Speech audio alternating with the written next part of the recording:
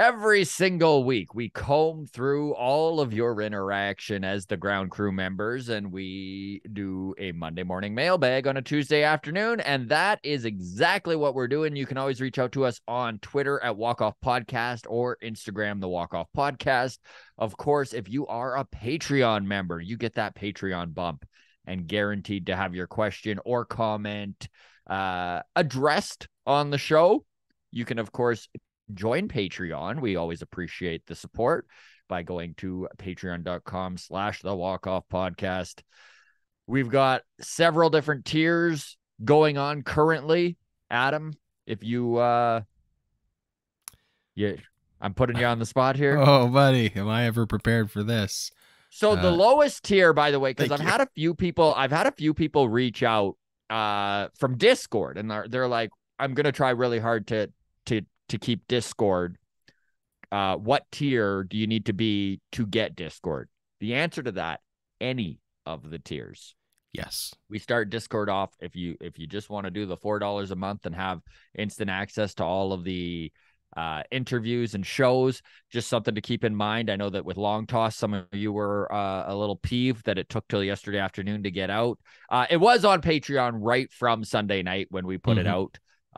Unfortunately, just when Adam or I get busy, sometimes shows get bumped until we have the time to put them out, and that's kind of what happened there. So you do get instant access. We also talked to Damiano Parmigiani, third baseman at AAA for the Buffalo Bison yesterday. That is currently out on Patreon. So if you did want to check in on some of our minor league players, of course, we put those interviews up right away. We're going to get that out probably by Thursday or something like that anyways. But, you know, it does give you that instant access. And then we also are doing watch parties for the top tier. You get some merch and stuff in there in the middle tiers. Yeah, I mean, could this whole tiering system be clearer? Yeah, absolutely. We're working on it. I'll say that much. Yes. The gist of it is, if you're here for Discord, the lowest $4 simplest tier does still give you full Discord access. The higher tiers, you get a mug if you subscribe for 3 months. A couple other like extra above and beyond silly perks, and then the highest one is the Zoom party that we're gonna watch a Jays game, because that's the thing, and unfortunately September people 26th. Are picking that tier, so we have to do it now. But appreciate it. Okay, that's that. By the way, we had about 30 minutes off the top here for the Patreon members, and I know a lot of Patreon members probably skip our little I don't think anybody does. Preamble. Maybe the new ones do. I think if you've been with us for like a 3 years and now you subscribe to the Patreon and you're like, all right, let's watch this, you might be in for a shock. But eventually you're going to be like, I can't believe I've been missing out on this the whole time.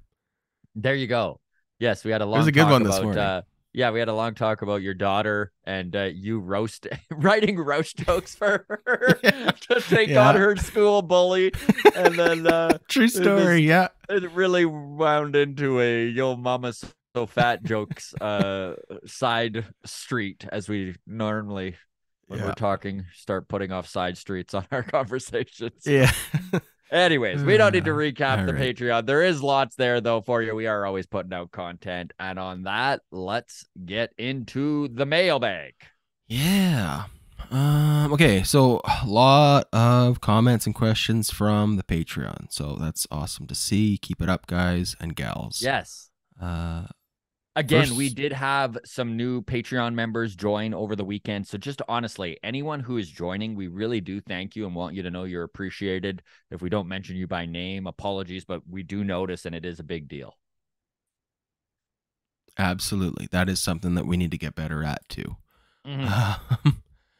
Okay. So first one comes in from Deb, who says, thanks for all the content today. Woohoo, Monday. So we got the MLB Mondays episode out yesterday. And then we also, as you said off the top, had our interview with Damiano Parmigiani. Did I get that? Parmigiani with the chef With kiss the emoji. the for chef kiss Italian. emoji, the Italian emoji. There we go. She also says, random thought. I've heard that the podcast algorithms respond favorably to people rating and leaving reviews.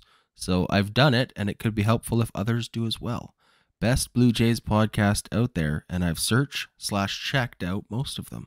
So, Oh, well, thank you very much, Deb. here you go. And yeah, everybody else, get on it. Leave us a review, would you? Yeah, Even if it's that one actually star. would be very helpful. Bad comments are still comments. The algorithm is a dumb, fickle beast. Okay. Yesterday's mailbag, I think I referred to Calgary as the largest city in North America in terms of land area. I did, however, say this is unverified. This is a rumor that I heard. You were very clear. I was very clear. Have nothing to back this up. Yeah, I requested that the grounds crew do the homework, and Johnny did just that. Looked it up. Largest city by urban area in North America is New York City, and it's not close. I love that he added, and it's not close, which is basically saying you're an idiot. You thought Calgary was bigger than New York? Not even close, bud. Not even close. So thanks for that. Also added, you've made me want to watch this movie again. That is in reference to my horribly done but still lengthy recap of Armageddon. Of what I guessed was Armageddon. This was MLB Mondays, by the way. So this is the extra Patreon show. This is what you're missing out on if you're not. That's yeah. Okay. There you go. Armageddon. New York is obviously big. The largest city by landmass. Yeah. But Calgary does have a lot of sprawl. A lot of sprawl. In defense. Still feels big. For 1 million, it feels like 10 million. Anyways, there you go. Hey, here's an idea. We used to do baseball movie reviews. A League of Their Own, Field of Dreams, Mr. Baseball, the list goes on and on. Just throwing this out there. You want to do a Armageddon movie review? I don't know. You're like, no, those were a fucking lot of work. I don't really want to. Oh man, they were a lot of work. Yeah. All right. Next one comes from Mish, who commented on our announcement on Patreon that we are doing the watch party for the Tuesday, September the 22nd Yankees game. That is the 6th last game of the season. Mm-hmm. That'll be the one that we're watching on Zoom. So she says she's going to be at that game. So there you go. Wow. La-di-da. La-di-da. Oh, it gets la-di-da-ier because she says, I'm at that game. And then in brackets, I'm at all the remaining home games and the wild card series. Ooh. She says, but if we do get to the ALCS, I'm there. So if we do a watch party for that, if we keep going, okay, we'll see Mish in the Zoom room there. So there you Noted. go. Mish also says, be all the way back in, Scott. She needs company. So, and I am all the way in. I've never left. You left. I never Game left. 4 of the Rangers series, you left. I even said I still think they're going to make the playoffs. I have never wavered on that. Now, was I obviously incredibly down and disappointed after the Rangers series? Who wasn't? Oh, man. Okay, so the thumbnail after that Rangers series was John Schneider needs to be fired right now, and then they rattle off 3 wins. So I got a lot of hate coming my way for that. Like, this didn't age well and blah, blah, blah. And to that, I still say we barely got by the Red Sox, who are a bad team. We are lucky to have swept that series. We very easily could have lost that series 2-1. We stumbled blindly and backwards into success. Also, to clarify my stance on John Schneider, I'm not necessarily calling for his head, although I'm not necessarily not. What I am, or was at least saying, was if the intent of the front office is if the Blue Jays don't make the playoffs or blah, blah, blah, if the plan is to move on from John Schneider next year, in that situation, just do it now. That's what I'm saying. If the plan is, no, he's our guy and they still have faith in him, then okay, who am I to question that? Just a fan.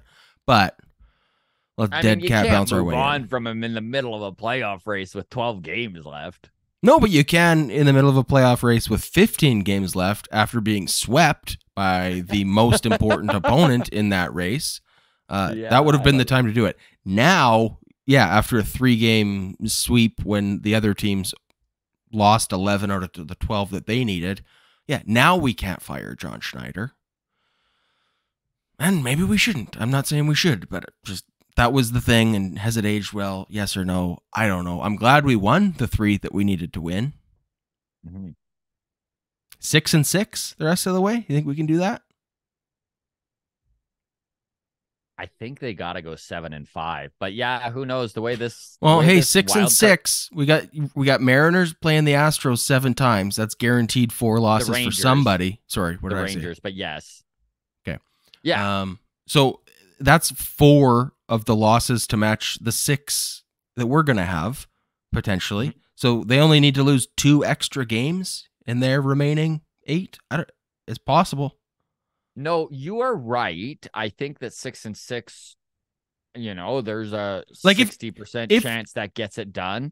If we go 6-6, and I'm not double checking this too closely, but broadly speaking, give or take 1 game in either direction. But if we go 6-6, and the Rangers go 3-4 against the Mariners, then they still got to win, go 6-2 in their final 8 games. Just to match. Anyway, I don't know. My head's spinning when I start looking at the numbers. I'm fucking exhausted. Point is, I think we're almost at a point where 6-6 is doable. The Jays 4-2 against the Yankees, 2-4 against the Rays. It's very doable. The Jays currently sit with a 79% chance of making the playoffs according to Fangraphs. There's 12 games remaining in all of these teams' schedules that are vying for these final 2 wildcard spots. And we continue to watch Toronto, Houston, Seattle, Texas not take the bull by the horns and take the spots. Nobody has really, to watch Texas lose 4 in a row after sweeping us. It's so mind-blowing. And man, it has made me feel better about where the Blue Jays are, talking to fans of some of these other teams, right? Like talking to Juan about the Mariners and where that fan base is at. And they're not any happier or enjoying things any more than Blue Jays fans. They're pulling their hair out right now after watching the Mariners go on a historic run for the franchise in August. And now literally not be able to put up runs again, which has been the Jays' Achilles heel. The Texas Rangers, man, the Rangers are 6-20 in their last 26 games outside of those 4 they played against the Blue Jays. 10-20 in their last 30. And that's with sweeping the Jays. The Houston Astros have not taken this division by storm like everyone predicted they would. They're currently 1 game above Toronto. And they also play 3 games against the Rangers and 3 games against the Mariners. Man, the Jays would really need, the truth is the Jays could win 5 of 7 or go 5-7 in their next 12 and still make the playoffs. Yeah, I don't wish to see it play out that way. I don't want to see them back in. It would sure be nice to see them just go in there. And can they win all of these series? Probably not. But if they can split it, so 6-6, I would way rather they do more than that. But who knows? This team is try and figure out the Rubik's Cube that is the 2023 Toronto Blue Jays. The A's did not beat the Mariners last night, but the Orioles beat the Astros. That helps us. And the Rangers lost to the Red Sox. So, of the last 15 games after that Texas series that could affect the Toronto Blue Jays, 13 of those 15 have gone in the way of the Jays. It is insane mathematically Mm-hmm. what has taken place over the last 4 days. Literally, Seattle winning over Oakland and Houston beating Kansas City on Sunday are the only two games that haven't gone the Jays' way. It's insane. It's like if you had a 13-game parlay and you put Yeah, $10 down to win $1 million because you're not going to get all 13 right. And it's like, well, we got 13 out of 15. That's pretty good. pretty good. Okay, let's move on from there. Yesterday, we also talked about service time and how that works and the significance of the 10-year milestone in service time, which doesn't get enough attention. You broke it down nicely. Johnny added to that and says the 10 years of service time doesn't just apply to playing time in Major League Baseball. It's added to time as a staff member as well. So if a player goes into being a hitting coach or a batting strategist or as a manager or any of that, that all is service time accrued towards that 10-year milestone, which is very significant in terms of pensioning and stuff like that. So yeah, there you go. Yeah, that 10-year milestone is the holy grail for baseball players, and it is why you will see, and it's funny that Johnny brought it up because I didn't even know this, but you see guys take assistant hitting coach job for 2 years. A lot of those guys start looking into it. They're probably at 7-8 years service time, and it tops it up. And the big things that it gets is the pension and the 401k for them.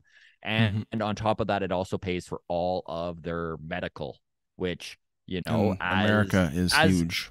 As America is very expensive for medical bills, and athletes do have long-term lingering injuries in a lot of cases. I've heard that. A lot of these guys, it's a big deal to get that. I wonder what Tommy John costs out of pocket if you lived in the States. Like if you were just a construction worker swinging a hammer all day and you needed Tommy John surgery, like how fucked are you? I bet it's $100,000. I bet you just can't. You just got to go with a shit arm. You just don't start swinging at lefty. Crazy. Anyways, we don't need to get into politics. This has been politics talk with Adam and Scott. All right. Next one from Matt Finley says, "Hey, Scott and Adam, question for the mailbag. First off, how's it going?" It's going good. Matt, long time. It's been a while since Mr. Finley spoke up, but good to see you putting in a comment here. Second, wonder if you guys could give your predictions for who of the current roster is back for 2024. Obviously, some givens, but the pending free agents and guys like Kirk, Espinal, Biggio, all those fringe guys, etc. Cheers. Cheers to you, Matt Finley. Raise a glass. I love this question because there are so many ways that it can go. I'm going to take the safe bet here. Okay.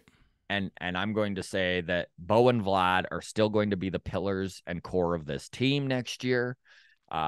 In the outfield, Dalton Varsho and George Springer are going nowhere. I'd be very surprised if they do wind up bringing Kevin Kiermaier back. As much as I love Kevin Kiermaier, I think that he's taken that 1-year deal with the Jays and proved himself. He's healthy. His swinging the bat the best he has in years. In fact, his numbers haven't been this good since 2017. So he has turned the clock back. And I think he's going to be after him and his camp will want somewhere in the 2 to 3 year range term wise, probably 10 to 12 million a year. So, it's probably going to take 3 years, 36 mil, something like that to get Kevin Kiermaier. And he's a little bit of a redundancy in the outfield. And honestly, Dalton Varsho is so good at center. You're actually decreasing his value by putting him in left.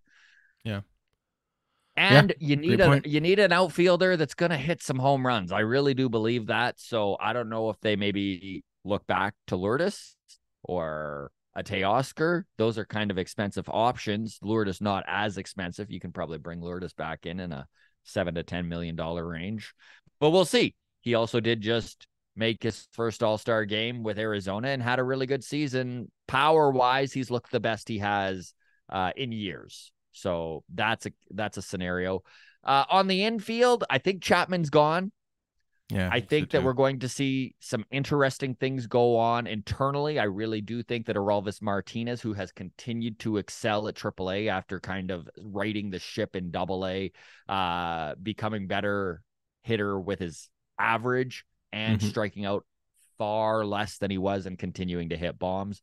I think Aurelvis Martinez is going to compete for that internally, as well as Addison Barger, another one of the top prospects in the Blue Jays system. Davis Schneider also moves all over the diamond. I think he is going to be competing to take some reps at third as well as second base. I think Whit Merrifield is gone. I don't think they're going to revisit Whit, as good as he has been for periods of the season. We have seen the chink in his armor, if you will, as this season has gone on. So I do think that they feel that they can replace his numbers internally, whether it is through a Kevin Biggio, who has had a spectacular season, and a Santiago Espinal, Davis Schneider. You know, there are internal options there. Will they go out and spend money on a DH or a guy who can be slotted into that cleanup spot? Dear God, I hope so. Truly, I hope so.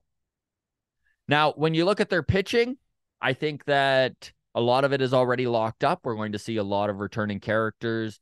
Obviously, Jose Barrios, Kevin Gausman, Yusei Kikuchi, and Chris Bassett are all locked up next year. And most of them are locked up going into the year after that as well. Kikuchi will be on his walk year, and the lone pitcher out of those four that is a free agent shortly. Ryu's gone. Is Alek Manoah going to be our number 5 starter? Can we depend on him to be our number 5 starter? I would prefer this front office not roll the dice on that. Is Alek Manoah even going to be back? There's all these rumors that the relationship between the franchise and him is too fractured and irreparable, and he could be on the move. I would be shocked because of how low his value obviously is currently. But if the Jays get a nice little offer, maybe even if it is slightly below market value, but not too below, they may move on from him. So we'll see what happens. But truly, when you look at the bullpen, I think Jordan Hicks is the only one that's gone. I think we see pretty much the entire bullpen come back, and there are some interesting options, such as Hagen Danner in the minor league system, that we could see be given an opportunity out of spring training. That's my opinion. What do I know? Someone was prepared. Holy. Yeah, great breakdown. My Cole's Notes version is that I agree with most of that. I would be cool with bringing Kiermaier back still, but you're right. If he's looking for a 3-year deal, I don't think that fits with our plans, because we do have like Aurelvis and some other guys that I think by year 3, we've already got George Springer for 3 more years, who's already kind of a 4th outfielder. Chapman is what surprises me, how much I've pivoted on my opinions towards him. Absolutely loved him through the first year and a half he was here. Apathetic towards him is how I'm feeling now. Currently. Part of that is the play of guys like Kevin Biggio, who really good all of a sudden defensively, not just good enough everywhere. He's starting to be really good. As far as like Addison Barger and those kind of guys, I think for next spring, I think I'd rather see a guy like Davis Schneider have a full-time job out of spring training and then have some run with it. Espinal, I think, is expendable. I know there's Espinal fans out there who are going to hate me for this, but I'd get rid of him for next to nothing. Like, whatever we can get, like, of course, but I think he's more of just he's taking somebody else's job. Like, Espinal has value, and I think that you could move him on the open market for something reasonable, at least prospect-wise, which may be the direction they take. Because, like you said, there's going to be a lot of the roster spot, right? There's going to be a lot of moves this offseason, whether it is bringing in a big booming outfield corner position and a DH and a whatever. But like, even if you just say, okay, let's look at the 26th man on this roster. Espinal, is he a good enough 26th man? Sure, I guess, but like I'd rather have Davis Schneider be our 26th man. Mm-hmm. Like by a mile. I know that it's like, okay, small sample size with Davis Schneider, and like Espinal was a freaking all-star, right? Which is correct. Which is correct, but also like you don't hit for power on accident unless you're me. Power isn't the be all end all, but like has showed a lot of power. So Espinal, the season that he was an all-star, the entire season in 135 games hit 7 home runs. Davis Schneider has 8 in 30 games already. And Davis Schneider is going through the rookie struggle right now where the league has adjusted to him a little bit. Honestly, if you have watched the games the last few days, yeah, Davis Schneider has been snake bit, but man, he is still really hitting the ball hard and just is missing his spots a little bit. That happens, right? Yeah, I guess where I'm at with the Davis Schneider is that like the ceiling is way more enticing of what he could be than what Espinal is. Like Espinal, I feel like he's been around long enough. We know what he is. Which is a solid dude. Solid dude in the clubhouse. The bench. Yeah. He can move all around the diamond. You're not going to worry about him defensively. And he is going to come up with some big hits. He does definitely run into too many ground balls. And if you're going to start tallying up double plays, Espinal is in the group of guys who does tend to do that. Espinal, more like expendable. Eh? How's that for a roast? Boy. Look out, Anthony. I'm coming for you. I'm getting the muscles warm for this roast battle. All right. Yeah. Biggio. I think he's back next year. I mean, there's no way. I was just about to say I could see him getting moved because who knows what direction they go. You're right. When what he's like, it depends on the pieces we bring in. But Biggio, his value going into this offseason, to his credit, is the highest it's been in years. Mm-hmm. And maybe you sell high. Maybe you sell high. Maybe you go, hey, we got Addison Barger coming up. We got our Elvis coming up. Do we really want to hold on to guys like Espinal and guys like Biggio for another year where they're just taking our Elvis's spot as the 26th or whatever the case may be? And then you're like, well, if Biggio has another down year, now you're giving him away the same way you're giving away Espinal. And I think Biggio has more value because he has more versatility. I think the upside with Biggio is like he's got a power stroke. And this is something that I think we've seen with a couple guys like Danny Jansen. And when they change that approach and they just go, I'm going to just close my eyes and swing hard in case I hit it. It's all like if you get 20 home runs out of a full season of Biggio, like from your utility guy, like that's... You know, with a on base, if he can get his on base percentage like high again, like all of a sudden Biggio, like there's some real appeal there. He's showing the same way Kevin Kiermaier has kind of reestablished that like he's found his younger self or whatever. I think that's just enough with Kevin Biggio to go to an Astros or somebody and be like, hey, this is your guy.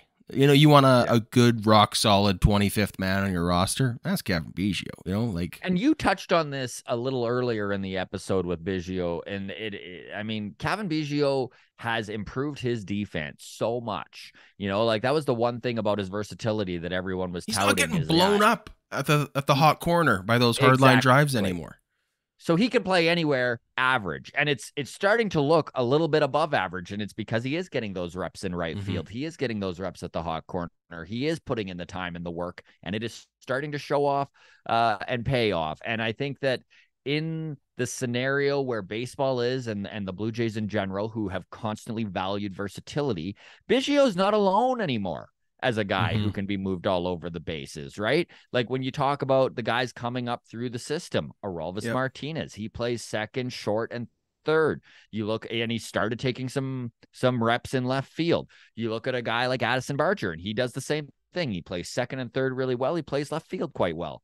You look at a guy like a dude we just had on the podcast yesterday, right? Damiano Parmigiani, right? He plays third base and first base and has some second reps, second base reps this season already.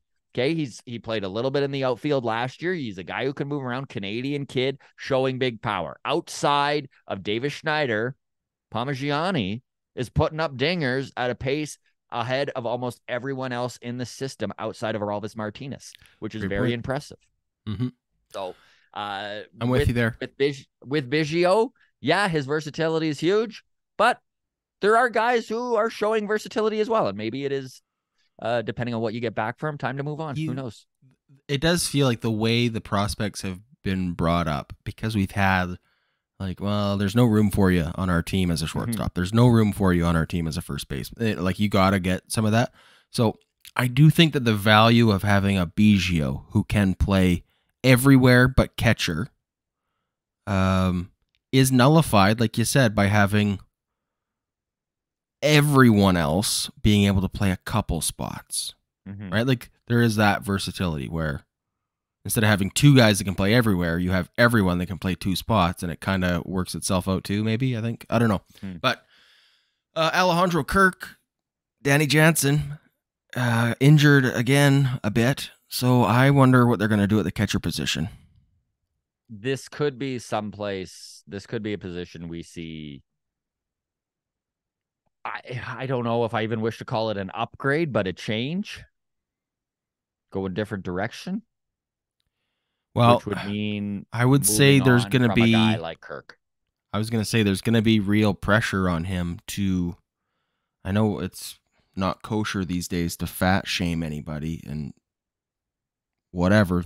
I'll say myself, thank God for that, because I'd have even more shame coming my way. I'm the first to admit it. But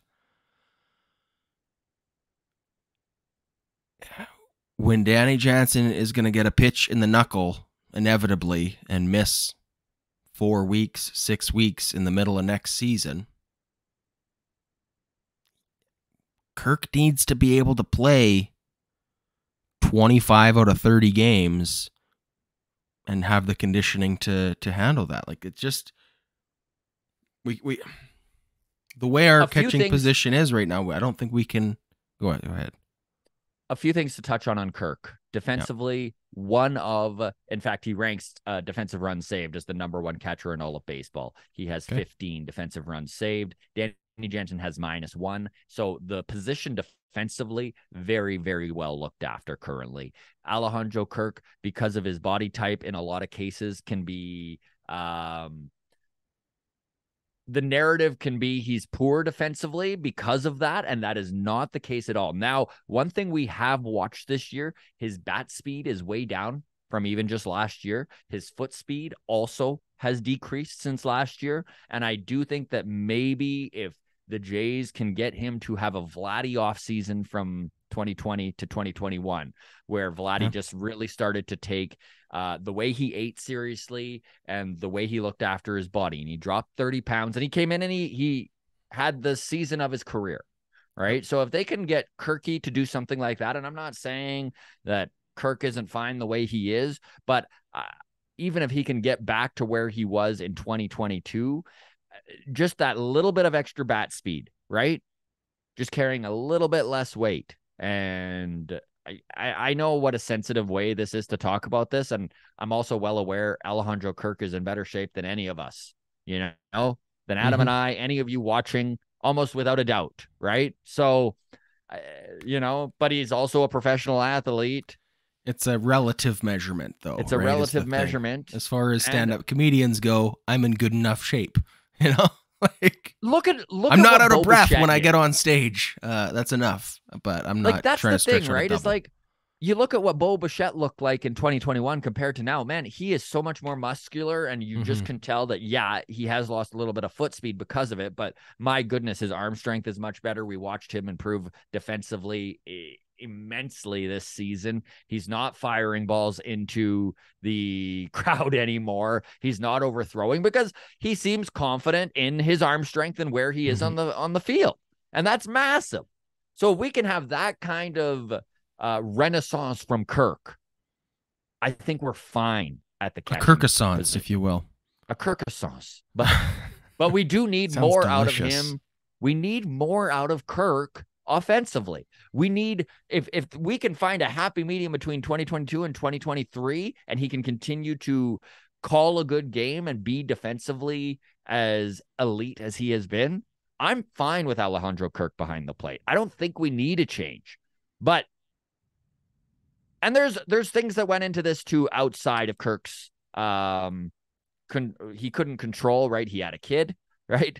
He showed up to spring training late because his wife, it took longer. Like, I think the baby was like a week and a half past the due date or something like that. Like, it just, there were a lot of things that happened where he got a slow start and he never really came out of it, in my opinion. Alek Manoah goes twice for him. I don't think he's a Blue Jay next year, man. I don't think he's a Blue Jay. I don't either. I don't know. It bums me out so much. I just was such a Manoah fan. I think we all were. It's just, I really hope he gets it together. I hope it's overblown. I hope that, like, this Rogers coming out was all, you know, and reporting on this. I don't know, man. It's just, the whole scenario is weird. I think it's bad. I think it's really bad because the timing of it coming out was horrible. To say less than ideal is still a very charitable way of putting it. I think if things were medium bad or like just kind of bad, like, okay, we're annoyed with you and you're annoyed with us and blah, blah, blah, but like we're still getting married and it is what it is. I feel like both sides would have been able to keep this under wraps a little bit more. Like, hey, we know you're fucking pissed at us. We're going to come up with this story. Can you just agree to that publicly, that that's why you're not pitching for the Bison right now, or vice versa, right?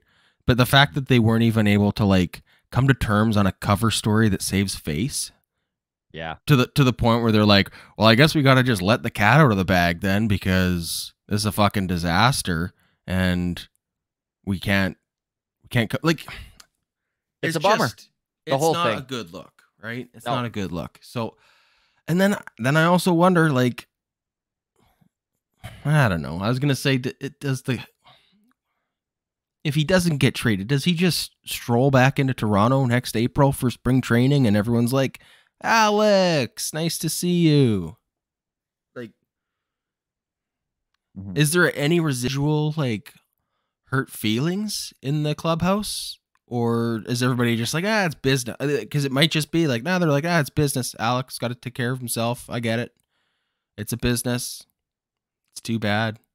There's a weird, like, Alec quit on the Blue Jays narrative, and I don't like it. Yeah, I don't either. And I don't know if that's how the players would interpret it. But that said, Adam, they could.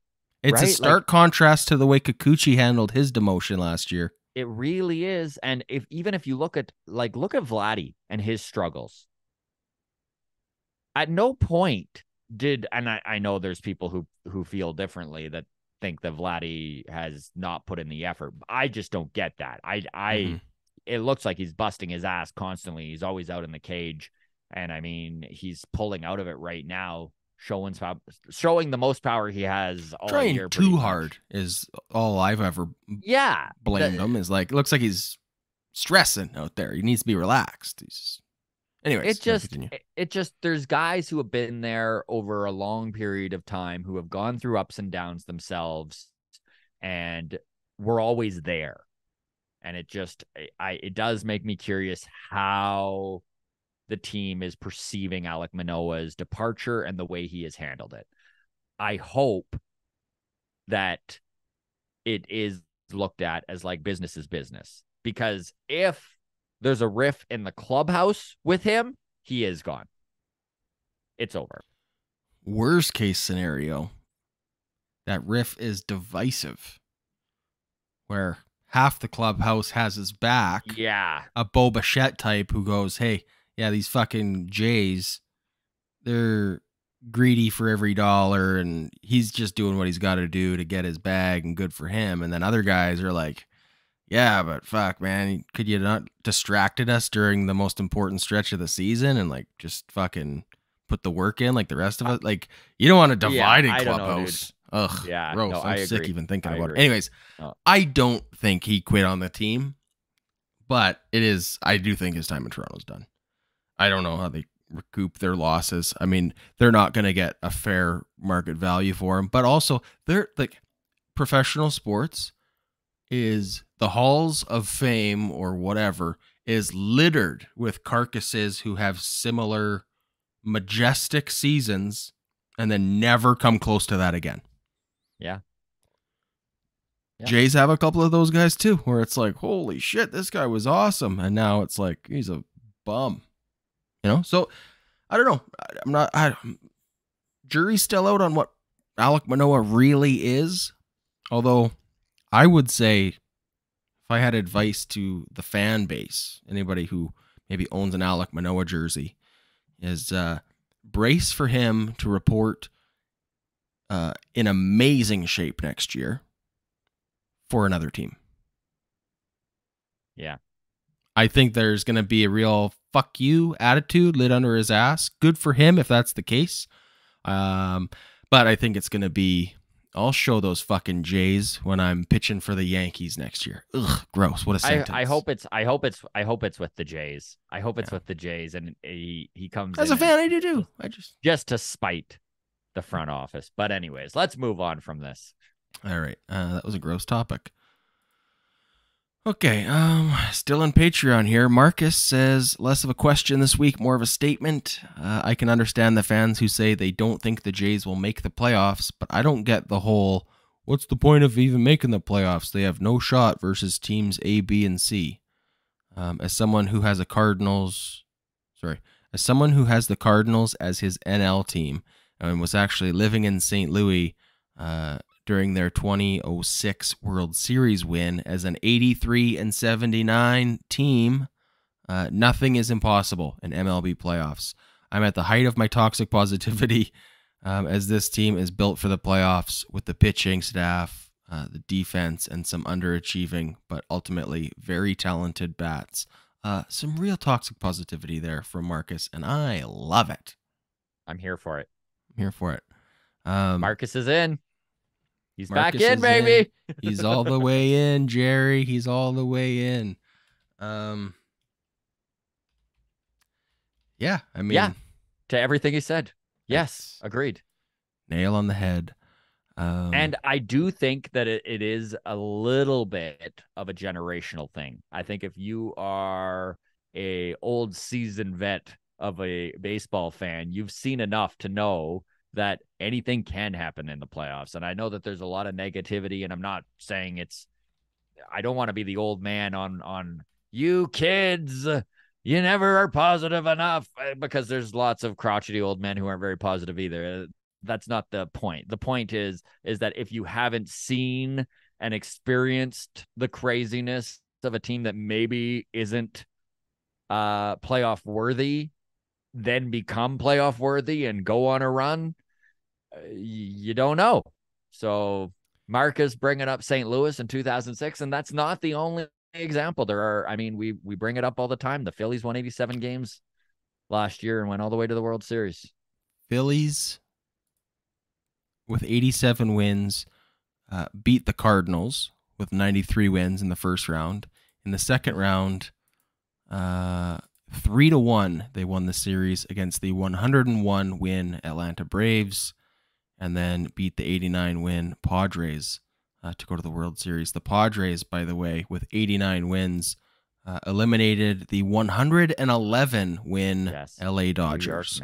LA Dodgers. That's right. Dodgers. They did also eliminate the New York Mets on their way there. So the Padres took out the 101-win Mets. Then the 111-win LA Dodgers had to have felt pretty fucking good against with their chances against the Phillies with 87 wins, and then lost that series 4-1. Yeah. So that's the thing. That's the baseball purists. This is why they hate expanded playoffs. Yes. This is the exact argument against it. It's kind of fucking bullshit for a team to win 87 You play 162 games, and a team that gets in on 87 wins is you know what? There's validity to that argument too. I hear it as a baseball purist, but also I would say I don't fucking care. So I don't know. Give me 16 teams in the playoffs. Playoff baseball is the best baseball. And yeah, once you're in, anything can happen. Ticket to the dance is all you need. We've disagreed on this many times. I hate the idea of 16 teams, but the way things are now, I am quite enjoying it. And I actually, for someone who was against expanded playoffs when they first introduced it last year, been loving it. And the amount of fan bases that are still in it in mid-September it's way better. There's not 2/3 of baseball fandom that has checked out, and it's pretty cool. Very, very cool. Okay, next one comes from Wyatt, who says, "Hey fellas, for Mailbag, I'd like your thoughts. For his body style and how hard he hits the ball, do you see any similarities between Vladdy and Prince Fielder? Do you think Vladdy's swing runs the risk of him having back injuries in his career?" This is an interesting question because, I mean, I have drawn the comparison to Prince Fielder and Vladdy before. They do have similar body types and both play first base and both exude extreme power when they're on their game. Prince Fielder obviously calling it a career far before he should have had to. Truly a disappointing moment for the Milwaukee Brewers when he had to call it a quits. I think he was like 31 or 32. Yeah, 32, midway through the 32 season. And it was literally just because his back was screwed. He couldn't swing anymore. And with how hard Vladdy swings, yeah, there's obviously some concern. Everybody's different. Everyone, even if their body types are very similar, is going to respond differently to rigorous activity. I guess to answer the question of, am I concerned? Yeah, a little bit. But I'm also concerned about everyone's health on this team. And it is such a roll of the dice as to how well health holds up. I mean, ask Danny Jansen about it. One thing I'll say, and yes, ask Danny Jansen about it, in terms of size and comparing, Vladdy's a big boy. Prince Fielder was really big. Yeah. 5'11", 275 is what his baseball reference page has him at. Vladdy, 3 inches taller at 6'2" and 30 pounds lighter. Yeah. So on a like pounds per inch, PSI, pounds per square inch measurement, substantially slimmer than Prince Fielder. By the way, just doing the math, the distribution of his weight is far better off than Prince Fielder, and I guarantee there's not the same sort of strain on his back as there was on Prince Fielder. Now, unfortunately, looking at another portly fellow, Alejandro Kirk, weighs the same as Vladdy, according to Baseball Reference, at 245. However, 5'8", 6 inches shorter. So, yeah, whatever. I don't know. I'm not a scientist, but that's my thoughts on it. I think Vladdy's fine. I don't think he's not a lean guy. He's not Fernando Tatis Jr. But no, when I look at Vlad, I don't see an out of shape athlete anymore. And one thing that we can really hang our hat on when it comes to Vlad is his durability has been incredible since the moment he stepped onto a big league field. He has missed minimal time being in there, almost 155 to 160 games every year. So if his career trajectory holds firm, he should be fine. There you go. Okay, great question. Next one, also from Patreon, and then I swear we do have some from Twitter and stuff like that. So, Alex says, I agree that Bo and Vladdy aren't getting any protection, but the point of protection is so that your guy gets pitches to hit. Exactly. He says both Bo and Vlad were getting plenty of fastballs down the middle that they were just missing. I forget where I heard it today, but apparently the Jays are second to last in slugging on middle fastballs this season. Middle height, right over the plate, behind only the Athletics. Pretty eye-opening, says Alex. Yeah, Couldn't agree more. And it is. And I know that there was a stat about Vladdy and four-seam fastballs and how he's hitting it. And it has decreased substantially from 2021 to 2022 and even more substantially from 2022 to 2023. So is Vladdy going to need to hit the offseason and really concentrate on getting his swing back to hitting four-seam fastballs? Yes, please. Should be a priority. And I think it is a priority amongst this coaching staff of the Blue Jays and Vladdy in general. I would not at all be surprised if Vladdy had a big old bounce back season next year. Yeah, me neither.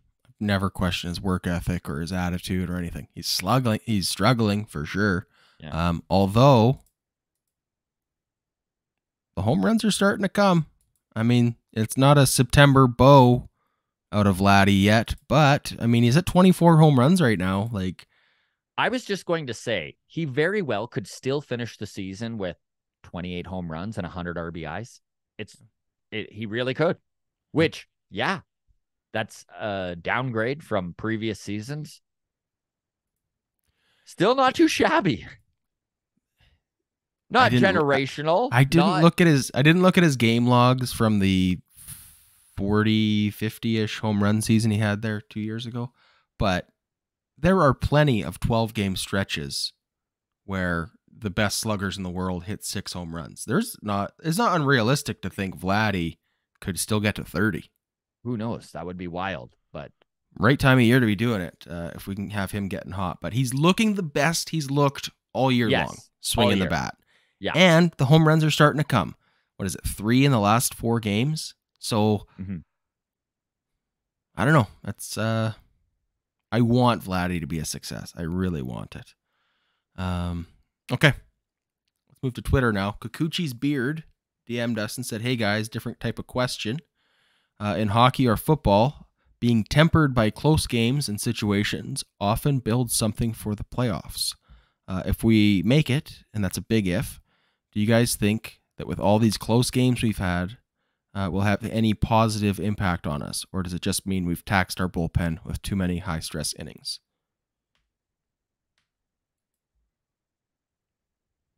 I don't care what it is in life.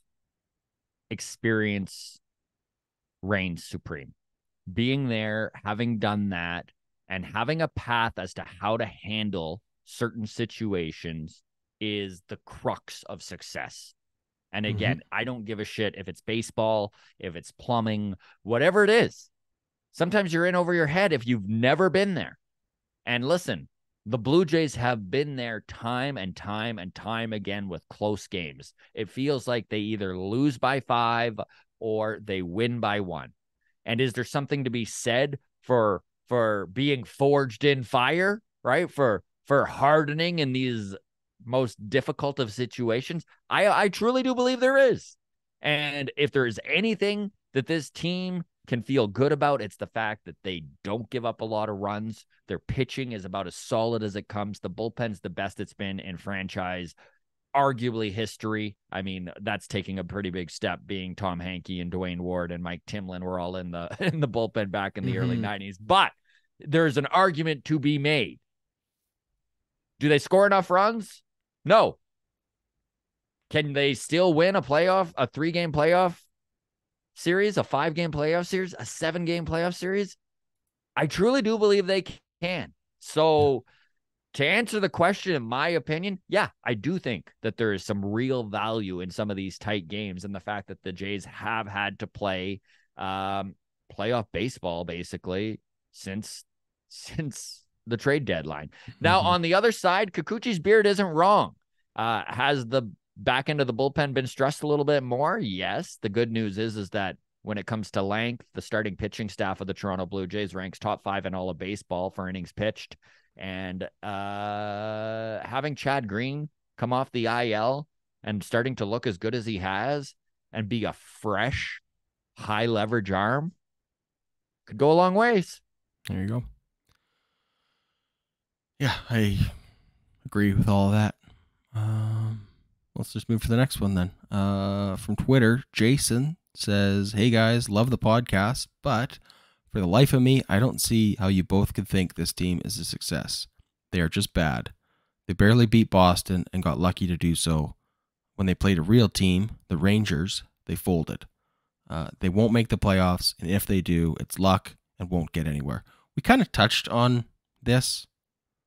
Number one, Jason, thank you for reaching out, and we appreciate that you're a listener of the pod and enjoy it. There is so much about this I hate, Adam.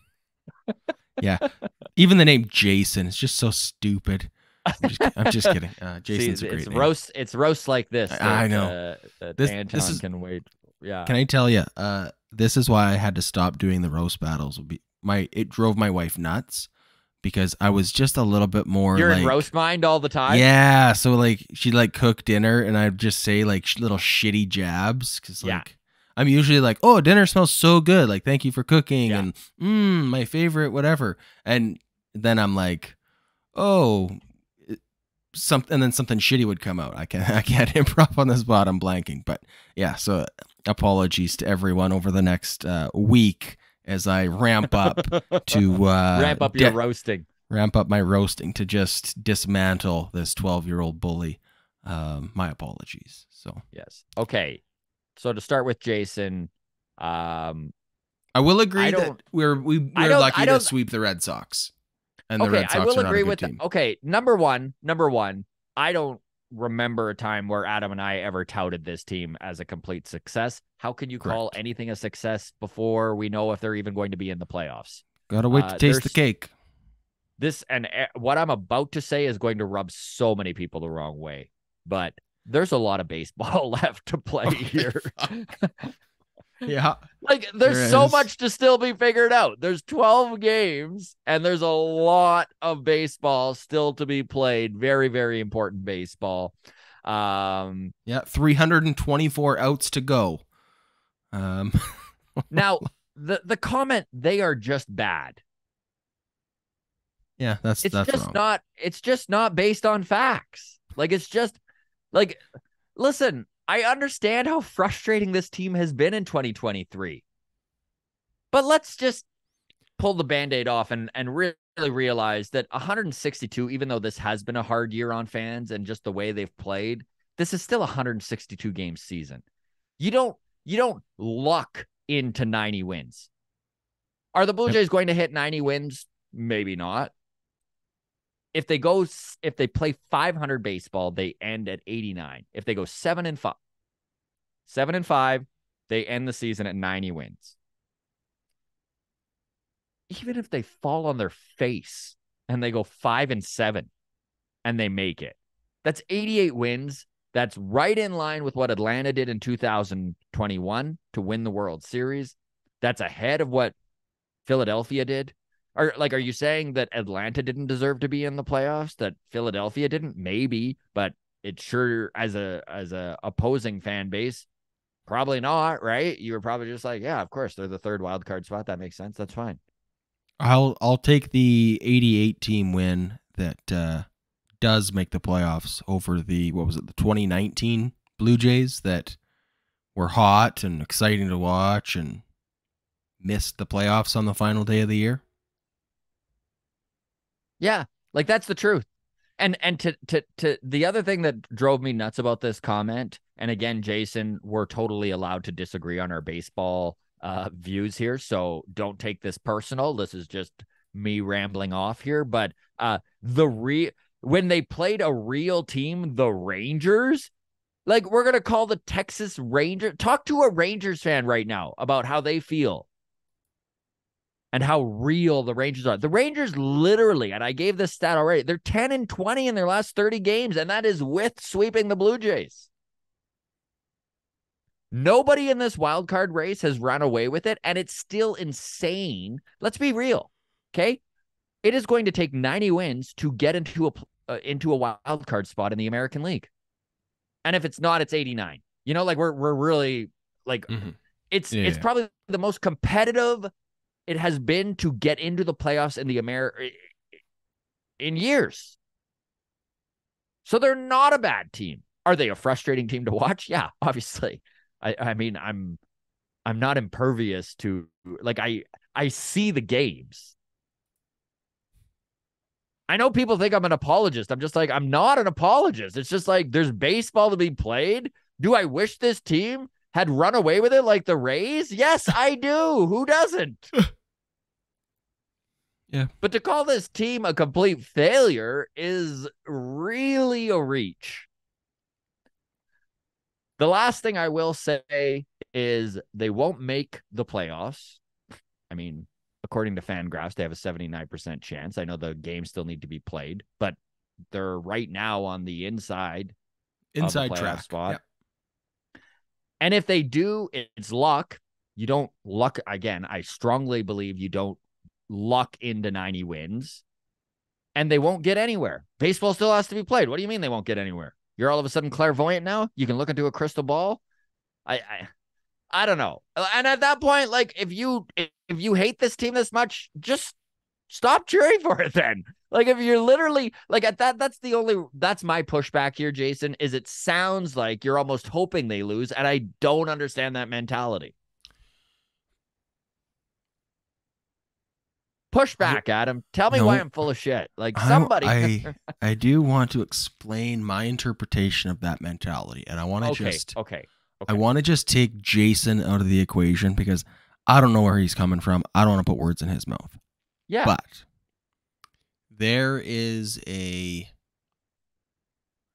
critic mentality, and you see this in pop culture. You see this all the time.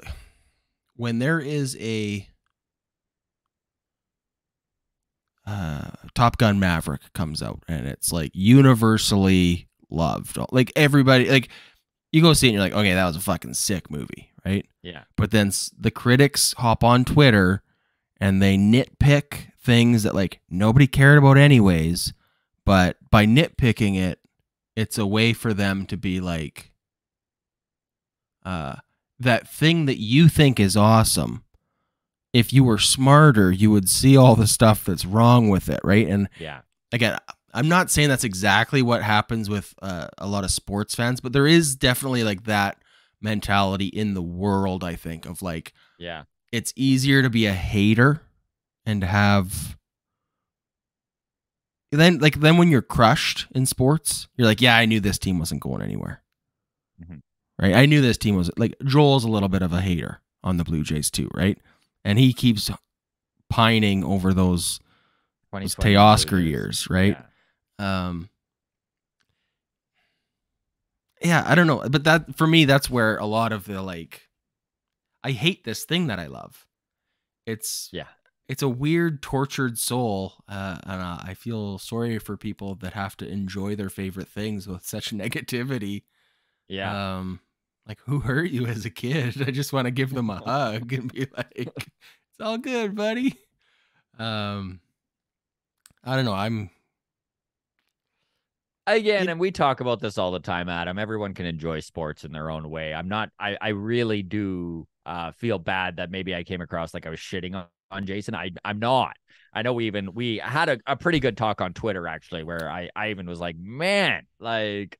And I also he just strongly, his big thing, man, he strongly believes that this team is headed in the wrong direction, and that and that's fair. Like there are like warts on this team, and it's not a perfect team. Of course team. There are. And I want to just also clarify that like I'm not saying Jason is pretending to be smarter than everyone else. It's not a pretentious thing, and I know what I said maybe could be interpreted that way. I just mean like there are like you take two baseball players, right? Where it's like Matt Chapman versus Kevin Biggio, and you go, okay, well, defensively, Matt Chapman's way better, right? But then someone goes, yeah, but if you look at these metrics, these analytics actually show Kevin Biggio has a better defensive runs created plus over-under score, right? And it's like, it's just that of like, this, like with Joel's, like this team sucks and here's why, and they try and quantify it as like, anytime you're like, yeah, but like we sure have fucking awesome outfielders, like nothing drops in, and Joel goes, I can't fucking say the word, Joel goes, sorry, I got there. Joel goes, yeah, but they have a combined defensive runs saved of 87 versus whatever, but their weighted runs created is only plus 14. So the net is still minus 62. So therefore, we would have been better to still have Lourdes and Teoscar because their net is actually plus 7. So on a balance, and it's just like, shut the fuck up. I just want to shake Joel sometimes and then give him a hug. And I know he's listening to this, so I'm sure we're going to get a text at about 3 p.m. today. Yeah. So anyways, Jason, the takeaway here, Jason, not pretentious. Joel, extremely pretentious. I'm just kidding, Joel.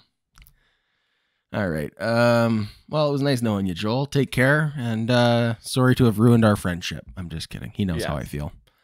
Okay, that's all we got then on that one. I want to end with this one from Discord about the Vancouver Canadians. Yeah. So original blunt smoking again. Discord. Sorry, I just got to jump in here. Apologies to Joel and Jason if I came out negative. I'm in fucking roast mode. So yes,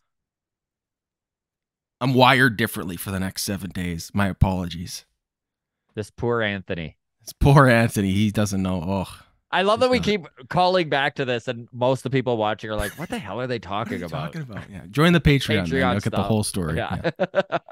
Okay, so and Discord is still available for everybody for free until October 1st, and then it is going to be a Discord Patreon exclusive. So original Blunt Smoking. He's got the little 2 dots over the U, so you got to say it properly. Blunt Smoking says the Vancouver Canadians have won the Northwest Championship. So, number one, big congrats to the Vancouver Canadians. We have Canadians players on here quite regularly, and really cool to see them go all the way and win that Pacific Northwest League. They beat the Everett Aquasox 10-2 to seal the championship, winning the series 3-1. Some strong hitting performances by Cade Doughty, Gabby Martinez, Ryan McCarty, and Garrett Spain. If you're a Vancouver Canadians fan, the Summer of Spain has been a fun little hashtag and guy to follow. It's their first team championship since 2017. The pitching also played a big part in the series, giving up only 2 runs in their 3 wins. Adam Mako, a big contributor, of course. Adam Mako, the prospect the Jays got in that Eric Swanson, Teoscar Hernandez trade with the Mariners in the offseason. And then he goes on to say, the best part is that 15 players graduated from Vancouver to New Hampshire this season, and they were still able to be as dominant as they were in the first half, which is really impressive to see some of these guys getting called up from the Florida State League in Dunedin, head into Vancouver, and still carry that team to a championship. So very cool. Thank you, Original Blunt Smoking, for all the details on the High A affiliate of the Toronto Blue Jays. You know how Scott Adams, the Jays fan, isn't actually named Scott Adams? Mm-hmm. What if Original Blunt Smoking wasn't really named Original Blunt Smoking? Don't do that to me. He will always be Original Blunt Smoking to me. All right. All right, folks, that's Mailbag. Thank you so much for all your questions and comments. If you didn't get into the Mailbag, the easy way to solve that is join Patreon, and you get the automatic Patreon bump. We get to everyone on Patreon until it grows to the point where we can't. So right now we're still good. We do appreciate the support. To everyone else, we do try really hard to get as many of your questions in. You can always reach out on Twitter at Walk Off Podcast, Instagram the Walk Off Podcast, drop the comments in the YouTube. We always comb through those, and Discord as well. If you do want a link for the Discord, I guess reach out. We only have like a week and a half left before you got to pay, but yeah. But if you're on the fence about it and you're curious, go check it out for free. Check it out. Absolutely. Okay, everybody. Thanks so much for listening. To all the grounds crew members out there, we appreciate you very much. Hit that like button, hit that subscribe button. Take care of yourselves. Anthony, your ass is grass. Cheers.